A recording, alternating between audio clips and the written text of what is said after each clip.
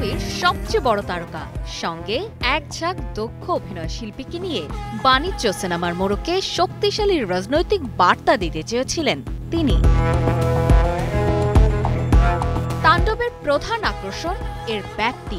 জিম্মি দশা নিয়ে বানানো সিনেমার একের পর এক চমক রেখে যায়। সিনেমাটির দর্শক প্রিয়তার কারণ হয়তো এটাই। তাই সিনেমা শেষ হওয়ার পরও এর রেশ রয়ে যায়। মনে হয় অনেকটা ধীর গতিতে এগোনো এই সিনেমা যে সত্যিকারের তাণ্ডবের সূচনা করে গেল, এর শেষ কোথায়? মুক্তির আগে ফোরকাস্টে শাকিবকে খলনায়ক দেখানো হলেও অনুমান করা গিয়েছিল তার এই অবস্থার পেছনে নিশ্চয়ই কোনো কারণ আছে। এ ধরনের সিনেমায় এটাই হয়, অতীত নায়ককে খলনায়ক বানায়।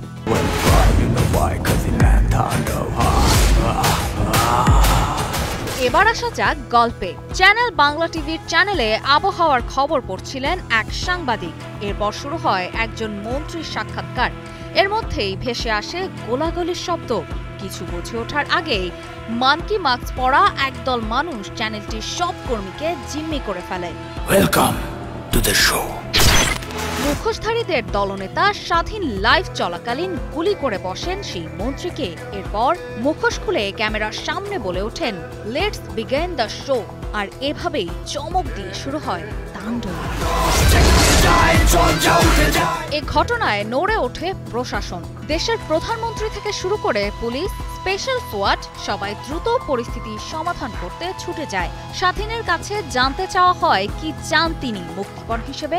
স্বাধীন চারজন ভিন্ন পেশার ব্যক্তিদের আসতে বলেন। একে একে আসেন ধর্মমন্ত্রী, পুলিশের সাবেক আইজিপি, চ্যানেলের মালিক ও সাংবাদিক।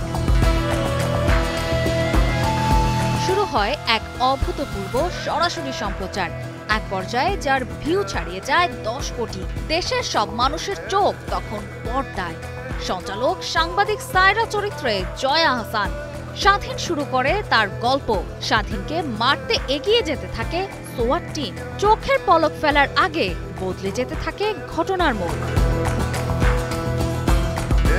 তাণ্ডবে পরিচালক রাফি মূলত রাষ্ট্রীয় মদতে বিচার বহির্ভূত হত্যাকাণ্ড, গুম নিয়ে কড়া বার্তা দিতে চেয়েছিলেন। সেটা তিনি দিতে পেরেছেন স্বাধীনের গল্প বলেই। পুরো সিনেমায় উঠে এসেছে সাদা পোশাকে সাধারণ মানুষকে তুলে নিয়ে যাওয়া, আটক না দেখিয়ে রাষ্ট্রীয় বাহিনীর খুন, দুর্নীতি সহ নানা প্রসঙ্গ। সব মিলিয়ে বলা যায় চলতি বছরের শুরুতে প্রায় একই বিষয়ে নির্মিত ওয়েব ফিল্ম আমল নামার পর এটাই রাফির ক্যারিয়ারের নতুন সেনোরা, গাইনোকোলজিক্যাল সোসাইটি দ্বারা স্বীকৃত নিরাপদ সুগন্ধিমুক্ত স্যানিটারি ন্যাপকিন সেনোরা। সবচেয়ে রাজনৈতিক কাজ। সিনেমার প্রধান চরিত্রে অভিনয় করেছেন শাকিব খান। অ্যাকশন দৃশ্য থেকে শুরু করে মরিয়া সন্ত্রাসী নেতা কিংবা অন্যায়ের শিকার বেকার তরুণ, সব জায়গাতেই নিজের সেরাটা দেওয়ার চেষ্টা করেছেন তিনি। এবার আলাদা প্রাপ্তি ছিল শাকিব খানের ভয়েস মডুলেশন। শাকিব খানের প্রেমিকা নিশাতের চরিত্রে অভিনয় করেছেন সাবিলা নূর। এই ছবি দিয়েই বাণিজ্যিক সিনেমার নায়িকা হিসেবে তার অভিষেক হলো। শাকিবের সঙ্গে সাবিলার রসায়ন ভালোই জমেছিল, তবে পর্দায় তার উপস্থিতি নেহাতি কম। বেকার স্বাধীনের সঙ্গে আবেগের দৃশ্য হোক বা লিচুর বাগানে ও তোমাকে ভালোবেসে যেতে চাই গানে, শাকিব সাবিলাকে আরো ভালো মানিয়েছে।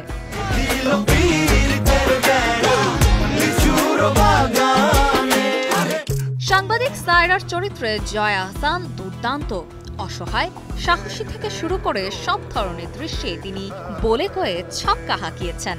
দুই বাংলায় তিনি কেন এত জনপ্রিয় তা এ সিনেমা দেখলেই বুঝতে পারবেন দর্শক। নায়িকা না হয়েও তিনি এ সিনেমায় যোগ করেছেন নতুন মাত্রা। ধর্মমন্ত্রীর চরিত্রে আফজাল হোসেন, সাবেক আইজিপির চরিত্রে শহীদুজ্জামান সেলিম, টেলিভিশন চ্যানেলের মালিক হিসেবে ছিলেন গাজী রাকায়েত হোসেন। সোয়াট টিমের প্রধান হিসেবে পর্দায় উপস্থিতি কম থাকলেও এফএস নাইমকে মানিয়েছে বেশ। আরাফাত মহসিনের আবহ সঙ্গীত নিয়ে আলাদাভাবে কথা বলতেই হয়। বরবাদের পর এ ছবির আবহ সঙ্গীতে আবারও নিজেকে প্রমাণ করাচ্ছেন তরুণ এই সঙ্গীত পরিচালক। তার কাজ ছবির পুরোটা জুড়ে রোমাঞ্চ ধরে রেখেছে। নির্মাতা যখন রাফি, তখন দর্শকের প্রত্যাশার পারদও চড়তে থাকে। তারা সিনেমাটি চান আরেকটু পরিণত হোক, আরেকটু যথাযথ হোক। এ সিনেমা নিয়েও সেরকম কিছু আক্ষেপ রয়েছে। গল্পে চমক আনতে গিয়ে কখনো কখনো কোনো দৃশ্য দেখানো হয়েছে অসম্পূর্ণ, এতে কিছু জায়গায় খেই হারিয়েছে গল্প। তবে অ্যাকশন, রাজনৈতিক বক্তব্য, বড় তারকাদের অভিনয় মিলিয়ে এটি যে রাফির ক্যারিয়ারের অন্যতম সেরা কাজ সেটি বলাই যায়। সিনেমার সবচেয়ে বড় চমক অতিথির চরিত্রে আফরান নিশো ও সিয়াম আহমেদ। বড়লোকের বকে যাওয়া ছেলের চরিত্রে সিয়াম আহমেদ দুর্দান্ত করেছেন। তার ভয় ধরানো চাহনি আর খ্যাপাটে হাসি শুনে গায়ে কাঁটা দিচ্ছিল। আফরান নিশো পর্দায় ফিরে এসেছেন অতীত থেকে, সুরঙ্গ সিনেমার মাসুদ হয়ে। তবে অতীত থেকে এসেও তিনি ভবিষ্যতে থাকার ইঙ্গিত দিয়ে গেলেন। তুফানের শেষে যেমন সিকুয়েলের ইঙ্গিত আছে, এই সিনেমাটিতেও সেটা আছে। আর আছে সিনেমাটিক ইউনিভার্সের ইঙ্গিত, যেখানে হয়তো শাকিব খানের সঙ্গে আফরান নিশোর টক্কর হবে। সেখানে কোন ভূমিকায় থাকবেন সিয়াম, নাকি সিয়ামকে কেন্দ্র রেখে আরেকটা ছবি হবে? এইসব প্রশ্নের উত্তর না হয় ভবিষ্যতের জন্যই তোলা থাক।